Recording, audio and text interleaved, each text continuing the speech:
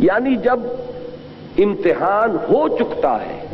اور اہل ایمان اپنے ایمان کا ثبوت فراہم کر دیتے ہیں اپنے صبر اور ثبات سے، اپنی ایثار سے، اپنی قربانی سے، اپنی محنت و مشقت سے، تو وقت آتا ہے کہ اللہ تعالیٰ کی مدد آتی ہے۔ جیسا کہ آپ کو معلوم ہے نبی اکرم صلی اللہ علیہ وسلم پر ذاتی اعتبار سے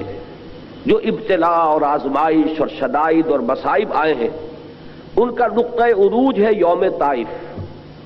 اس لیے کہ حضور سے ایک مرتبہ حضرت عائشہ صدیقہ رضی اللہ تعالی عنہ نے پوچھا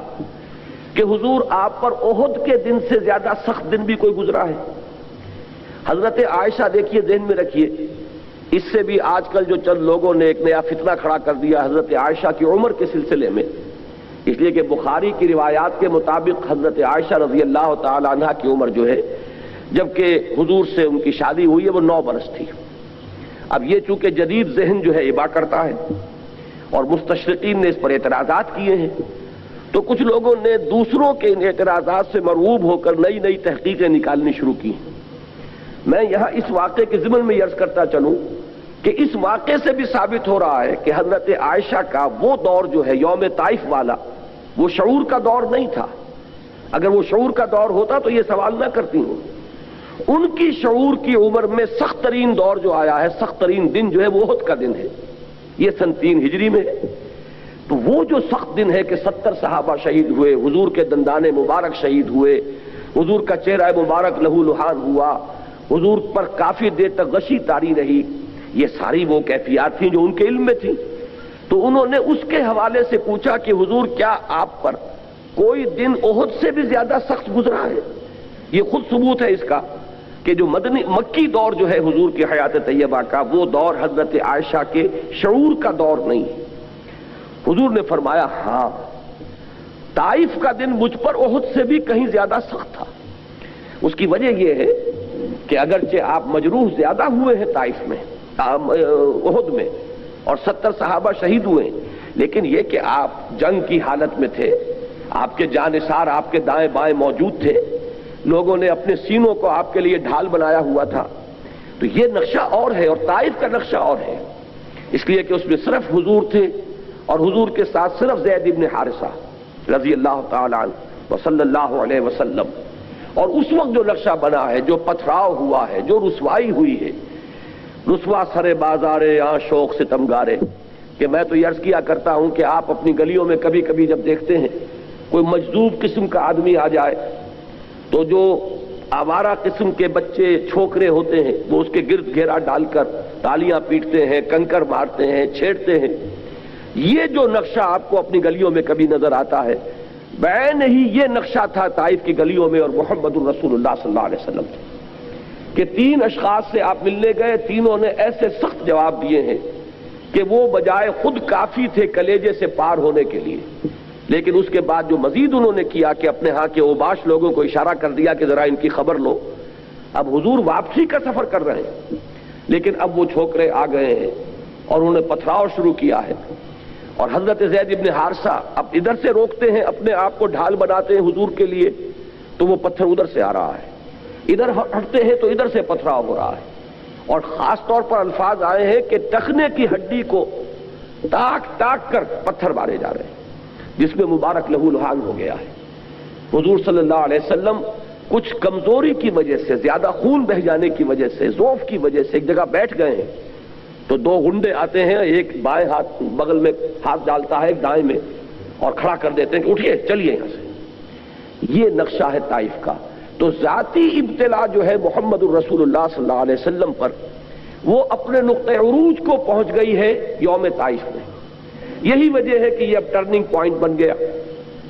کہ اسی پر جب آپ واپس آ رہے تھے اور تھوڑی دیر کے لیے ایک باغ میں بیٹھے استراحت کے لیے، تو وہاں ملک الجبال حاضر ہوتا ہے حضور کی خدمت میں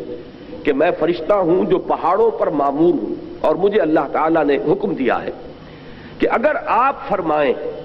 تو میں ان پہاڑوں کو آپس میں ٹکرا دوں جن کے مابین یہ طائف کی بستی آباد ہے، تاکہ اس کے رہنے والے پس کر سرما بن جائیں۔ لیکن حضور صلی اللہ علیہ وسلم نے فرمایا کہ نہیں، کیا عجب کہ اللہ تعالیٰ ان کی آئندہ نسلوں کو ہدایت دے دے۔ اور میں اس موقع پر کہا کرتا ہوں، اس وقت بھی ذہن منتقل ہو گیا کہ ہمیں خاص طور پر اس واقعے کے ساتھ ایک بڑا قلبی تعلق ہے، اس لیے کہ یہ جو باب الاسلام ہے سندھ جس میں آپ بیٹھے ہوئے ہیں، اس میں اسلام کا جھنڈا لے کر آنے والے محمد ابن قاسم ثقفی تھے، طائف کے رہنے والے۔ یہ ثقیف کا جو قبیلہ ہے یہ طائف کا قبیلہ ہے، وہ ثقفی تھے، تو ان کے ذریعے سے یہاں تک اسلام پہنچا ہے۔ بہرحال اس کے بعد مولانا مناظر حسن گیلانی رحمۃ اللہ علیہ نے النبی الخاتم، ان کی بڑی مختصر لیکن سیرت کے موضوع پر نہایت عمدہ اور بہت اہم کتاب ہے، میں تو اسے لا بد منہ سمجھتا ہوں، ہر سنی مسلمان کا اس کے لیے اس کا پڑھنا لازمی ہے۔ اس کی وجہ یہ کہ سیرت کے بارے میں کچھ مغالطے ہیں کہ جو اہل تشیع نے پیدا کر دی ہیں، ان مغالطوں کو دور کرنے میں وہ بہت ہی مختصر کتاب جو ہے وہ بہت مفید ہے، اور بہت ہی بڑی بڑی ضخیم جلدوں پر میرے نزدیک وہ چھوٹی سی کتاب بھاری ہے، النبی الخاتم۔ اس میں انہوں نے یہ نقطہ بیان کیا ہے کہ طائف کا دن حضور کی سیرت مطہرہ میں یہ ٹرننگ پوائنٹ ہے، کہ گویا کہ طائف کے دن تک تو اللہ تعالیٰ نے حضور کو حوالے کیا ہوا تھا لوگوں کے، کہ ہمارے اس نبی کو جس طرح چاہو ستا لو، جس طرح چاہو ایذائیں پہنچا لو، ہماری طرف سے کوئی غیبی امداد نہیں آئے گی، کوئی پروٹیکشن جو ہے وہ ہم نہیں دیں گے، ان کے صبر کا، ان کے ثبات کا، ان کے استقلال کا، ان کی ہمت کا، ان کی عزیمت کا، جس طرح چاہو امتحان لے لو، ٹھوک بجا کر دیکھ لو۔ یہی وجہ ہے کہ سن 10 تک حضور صلی اللہ علیہ وسلم کو کوئی بھی اس طرح کی غیبی جو ہے وہ تحفظ اللہ تعالیٰ کی طرف سے حاصل نہیں ہوا، لیکن طائف کے بعد سے حضور کو غیبی تحفظ حاصل ہو گیا۔ اس کے بعد آپ کو معلوم ہے کہ مدینے سے چل کر آ گئے 6 آدمی اور ایمان لے آئے، اگلے سال 12 ہو گئے، اگلے سال 72 ہو گئے۔ پھر حضور جب مکے سے نکلے ہیں تو آپ کو معلوم ہے کہ گھر کا محاصرہ تھا، حضور نکل آئے ہیں اور کسی کو نظر نہیں آیا۔ پھر حضور 3 دن اور 3 رات جو رہے غار ثور میں، تو وہاں عین اس کے دہانے پر پہنچنے کے باوجود اللہ تعالیٰ نے کس چیز سے بچایا ہے؟ کبوتر کے انڈے اور یہ مکڑی کا جالا، اس کے ذریعے سے اللہ تعالیٰ نے حفاظت عطا فرمائی ہے اپنے رسول کو۔ اور جب سراقہ ابن مالک نے آپ کا تعاقب کیا ہے تو 3 دفعہ ان کے گھوڑے کے پاؤں جو ہیں وہ زمین میں دھنسے۔ یہ ساری غیبی تائیدیں آئیں، لیکن کب؟ جبکہ 10 برس تک محمد الرسول اللہ صلی اللہ علیہ وسلم نے مصائب جھیلے، مشکلات برداشت کی، لوگوں کا استہزاء جو ہے اس کو برداشت کیا، لوگوں کی طرف سے دست درازیاں ہوئی ان کو جھیلا، آپ کے سر مبارک پر کوڑا کرکٹ پھینکا گیا اس کو برداشت کیا، آپ کے راستے میں اگر کانٹے بچھائے گئے ان کو برداشت کیا، 3 سال کے لیے شیب بنی ہاشم میں آپ کو محصور رکھا گیا اسے جھیلا، اور پھر یوم طائف جو ہے اس کا کلائمیکس ہے۔ تو یوں سمجھئے کہ یہ اللہ تعالیٰ کی سنت ثابتہ ہے، جب امتحان کامل ہو جاتا ہے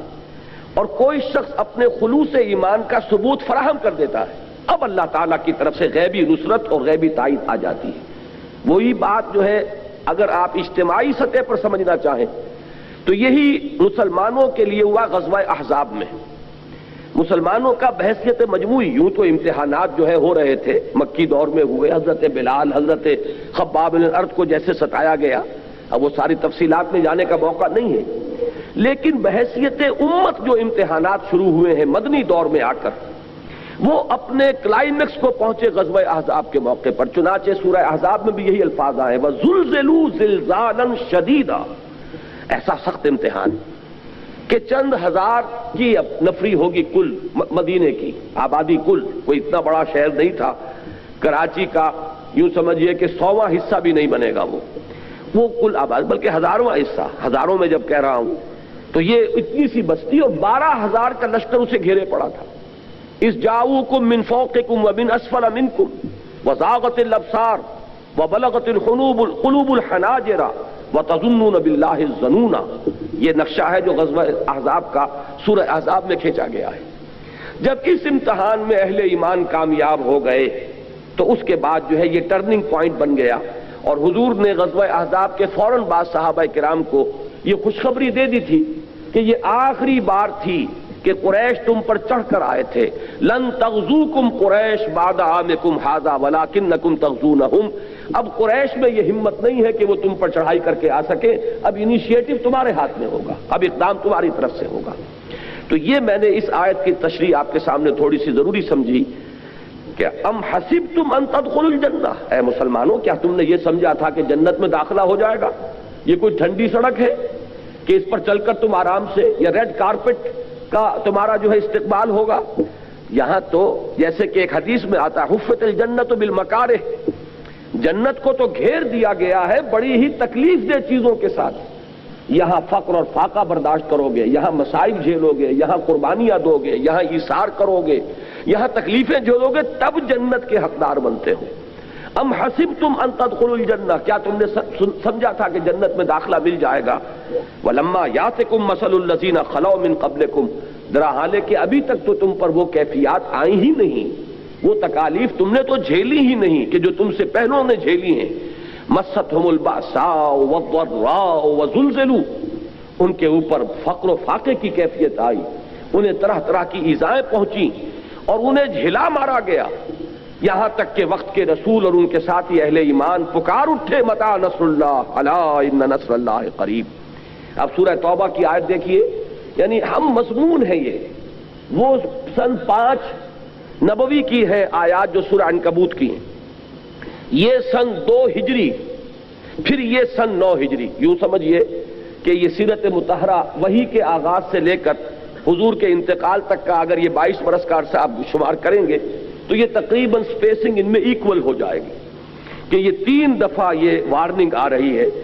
سورہ توبہ کی آیت ہے ام حسبتم ان تترکوا، کیا تم نے یہ سمجھا تھا کہ چھوٹ جاؤ گے، تمہیں چھوڑ دیا جائے گا؟ وَلَمَّا يَعْلَمِ اللَّهُ الَّذِينَ جَاهَدُوا مِنْكُمْ، اور ابھی تک تو اللہ تعالیٰ نے دیکھا ہی نہیں ہے کہ کون ہے تم میں سے جہاد کرنے والے، کون ہے اپنی جانوں کا نذرانہ پیش کرنے والے، کون ہے کہ جن میں جوش جہاد ہے اور ذوق شہادت ہے۔ وَلَمَّا يَعْلَمِ اللَّهُ الَّذِينَ جَاهَدُوا مِنْكُمْ وَلَمْ يَتَّخِذُوا مِنْ دُونِ اللَّهِ وَلَا رَسُولِهِ وَلَا الْمُؤْمِنِينَ وَلِيجًا، اور ابھی تو اللہ تعالیٰ نے یہ نہیں دیکھا کہ تم میں سے کون ہے جو ثابت کر دیں کہ انہیں اللہ اور اس کے رسول اور اہل ایمان کے سوا کسی اور کے ساتھ دلی تعلق نہیں ہے، دلی محبت کے رشتے کٹ چکے ہیں، تمہارے خاندانی علائق، تمہارے قبائلی رشتے، تمہاری محبتیں، تمہاری عصبیتیں اگر یہ تسمے لگے ہوئے ہیں تب بھی گویا کہ ابھی وہ مقام مطلوب تک تم نہیں پہنچے۔ وہ تو تمہیں تو پہنچنا یہاں ہوگا کہ اللہ، اس کا رسول اور اہل ایمان کے سوا دلی محبت کسی سے نہ رہے۔ حقوق کا ادا کرنا اور بات ہے، والدین اگر مشرک ہیں تو ان کے ساتھ بھی حسن سلوک کا حکم ہے، لیکن ان کے ساتھ دلی محبت نہیں رہے گی۔ بھائی سگا بھائی ہے،